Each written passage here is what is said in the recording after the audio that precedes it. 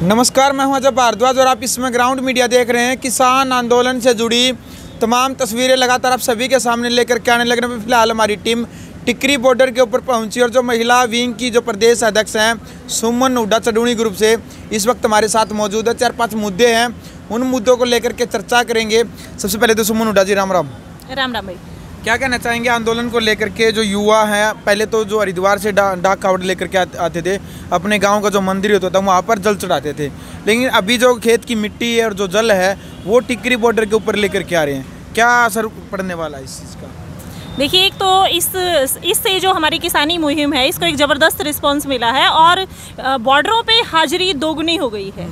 युवा शक्ति एक पाखंड से बाहर निकल के और सच्चाई की तरफ, अपने खेत की मिट्टी और पानी की तरफ झुकाव कर रही है, तो ये एक सम्मानजनक बात है। और हमारे पुरखे भी शायद ऊपर बैठ के गर्व कर रहे होंगे कि हमारा युवा पाखंड से बाहर निकला है और असल मुद्दों तक पहुंच बना रहा है। बिल्कुल जी।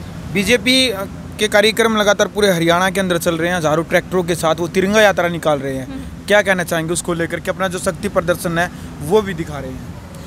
देखिए, ये हम सबको पहले से ही पता था कि 1 से 15 के बीच में बीजेपी सरकार, आरएसएस के कुछ लोग मिलकर ऐसा कुछ करने वाले हैं। तो वो सारी प्लांटेड चीज़ें हैं। लोगों को पैसे देके उनके ट्रैक्टर में डीजल डलवा के उनको खड़ा किया जा रहा है। एक गरीब आदमी है, वो कहीं ना कहीं झांसे में आ जाता है, या फिर कुछ जो उनके आरएसएस वाले लोग हैं, कुछ टीम होती हैं गाँव में तैयार की हुई होती है, वही लोग वहाँ पर मौजूद हैं। बाकी हमारे किसानों में से उस मुहिम में कोई शामिल नहीं है। उन्होंने उस मुहिम का बहिष्कार किया है कि हम ऐसी बीजेपी की किसी भी तिरंगा यात्रा में शामिल नहीं होंगे। कुछ हमारे भोले भाले लोग ऐसे भी होते हैं जो सिर्फ तिरंगा और ट्रैक्टर देख के सोच लेते हैं कि किसानी है, तो उनको हम चेताना चाहेंगे कि ये आरएसएस की एक चाल है। हमारे धाम तो हमारे बॉर्डर हैं, इन्हीं बॉर्डरों पे आप अपनी हाजिरी लगाए रखें। और ऐसी अगर आपके पास कहीं से भी कोई कॉल आती है तो पहले आप अपने आसपास के जो संयुक्त मोर्चा कमेटी है उससे डिस्कशन करें और फिर उसमें हिस्सा लें, उसके बिना हिस्सा ना लें। जी। हरियाणा के डिप्टी सीएम दुष्यंत चौटाला का जो भाई है दिग्विजय चौटाला, उनका 2-3 दिन पहले की इंटरव्यू आया। उन्होंने कहा था इंटरव्यू के दौरान कि जो किसान नेता है वो किसी न किसी राजनीतिक पार्टी से जुड़े हैं। उन्होंने कहा कि गुरनाम चडूणी है वो भी रणदीप सिंह सुरजेवाला के आदमी हैं, ऐसा उन्होंने आरोप लगाया। क्या कहना चाहेंगे? आप किस पार्टी से जुड़े, किस नेता से जुड़े हुए हैं? मैं तो किसान पार्टी से जुड़ी हुई हूँ जी। वो तो गुरनाम चडूणी का उन्होंने आरोप लगाया कि वो रणदीप सुरजेवाला के साथ जुड़े हुए हैं। देखिए, आरोप प्रत्यारोप चलते रहते हैं। यहाँ पे जितने भी लोग बैठे हैं वो उनमें से सब लोग किसी ना किसी पार्टी को वोट देते हैं, तो वो उससे जुड़े हुए हैं। ये तो सच है। कोई बीजेपी से जुड़ा, कोई जेजेपी से, कोई कांग्रेस से, कोई इनेलो से। तो सुरजेवाला से गुरनाम चडूणी से जुड़े हैं, सच है? मुझे ऐसा कुछ नहीं लगता। मैं सिर्फ किसानी से जुड़ी हूँ, मैं अपना बता सकती हूँ। गुरनाम जी का सवाल आप गुरनाम जी से करें तो बेटर है। आप उसी महिला विंग के अध्यक्ष है ना गुरनाम चडूणी ग्रुप की, इसलिए पूछ रहा ना आपसे। मैं अपना बता रही हूँ ना आपको कि मैं किसानी से जुड़ी हूँ, मैं किसी राजनीतिक पार्टी से नहीं जुड़ी हूँ। आप मेरे से जुड़ा सवाल करें और गुरनाम जी से जुड़ा हुआ सवाल उन्हीं से जाके करें। चलो जी। अच्छा, तो सोनाली फोगाट है आदमपुर से, जिन्होंने चुनाव लड़ा, बीजेपी की नेत्री है, उनका जो बयान आया था, आपने उसका पलटवार भी दिया था उस टाइम पर। वो कह रही है कि मैंने उन लोगों को, जैसे वो बाद में सफाई दी है, उन्होंने कहा मैंने उन लोगों को लफंगा और कहा है, दारूबाज कहा है, जो भारतीय जनता पार्टी के कार्यक्रम का जिन्होंने विरोध किया, भारत माता की जो तस्वीर थी उसको फाड़ा। वो ऐसा कह रही है। और हालांकि उन्होंने बॉर्डर के ऊपर भी कहा था जो बैठे उनको दारू मिलती है और उनके आकाओं के इशारों के ऊपर जो बीजेपी के कार्यक्रम है उनको रद्द करवाते हैं। क्या कहना है आपका उसके बारे में? देखिए, वैसे तो जितना एक बार बोल चुके, मेरे ख्याल से उस औरत के लिए ज़्यादा बोलना ज़रूरी नहीं है, इनफ है। बट फिर भी आप पूछना चाहते हैं तो मैं ये कहना चाहूँगी कि जो उन्होंने बाद में सफाई दी, वो उनको सफाई क्यों देनी पड़ी?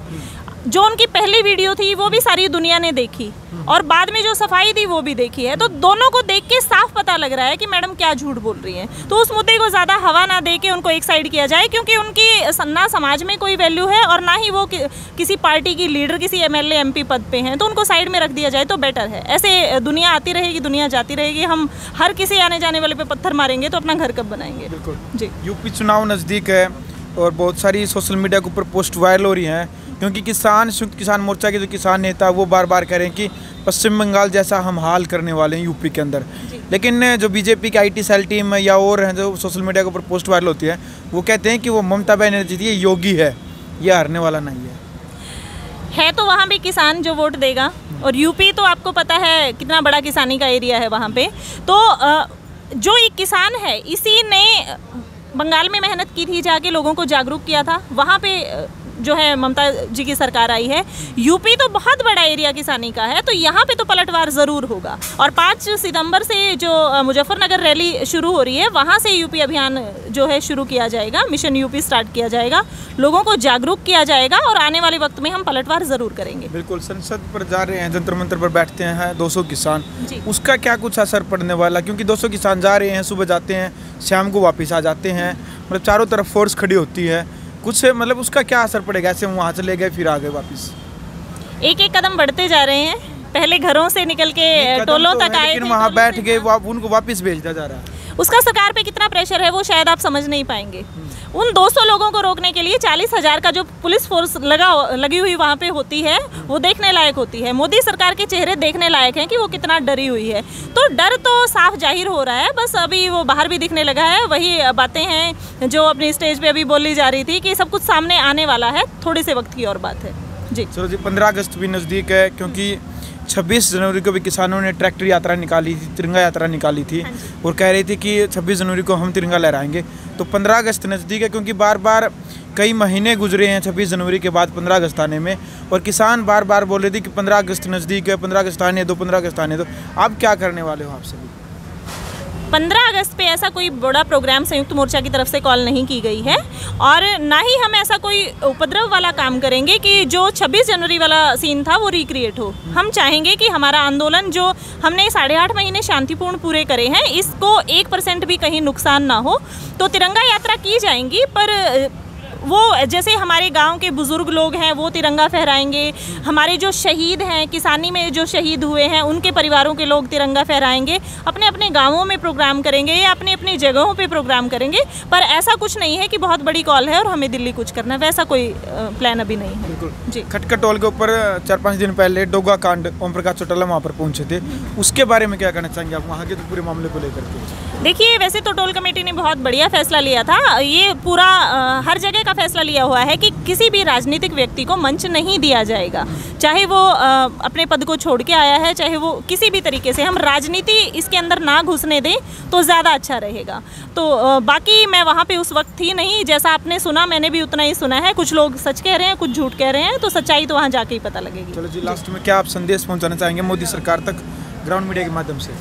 ग्राउंड मीडिया के सभी दर्शकों को नमस्कार। मैं संदेश यही देना चाहूँगी कि जिस मुहिम से हम जुड़े हैं, उसी मुहिम से जुड़े हुए बिना बटे बिना टूटे हमें आगे बढ़ना है। आज तक हम बहुत मजबूती से, समझदारी से आगे बढ़ते आए हैं, और इस आंदोलन की ताकत भी यही रही है कि यहाँ युवा, बच्चा, बुजुर्ग और नारी शक्ति सब लोग मिलजुल के शामिल रहे हैं। आगे भी आप लोग इसी तरीके से शामिल होते रहें और समझदारी से चलें, किसी की भी बातों में ना आए, बंटे ना और टूटे ना। जय हिंद। चलो भाई, वीडियो आपने देख लिया। कमेंट बॉक्स में अब आपने अपनी राय रखनी है, क्योंकि 4-5 जो मुद्दे थे उन मुद्दों को लेकर के जो महिला विंग की भारतीय किसान यूनियन की प्रदेश अध्यक्ष हैं सुमन हुड्डा, जो इनके जो विचार है आंदोलन को लेकर के, क्या कुछ रणनीति किसान आंदोलन को लेकर के, वो सभी आपने सुन लिया। अब आपने अपनी राय रखनी है। वीडियो अच्छी लगी तो वीडियो को शेयर करें। चैनल आपने यदि अभी तक सब्सक्राइब नहीं किया तो चैनल को सब्सक्राइब करें। ग्राउंड मीडिया के लिए टिकरी बॉर्डर से अपने कैमरामैन सहयोगी इंचार्ज के साथ मैं जब भारद्वाज।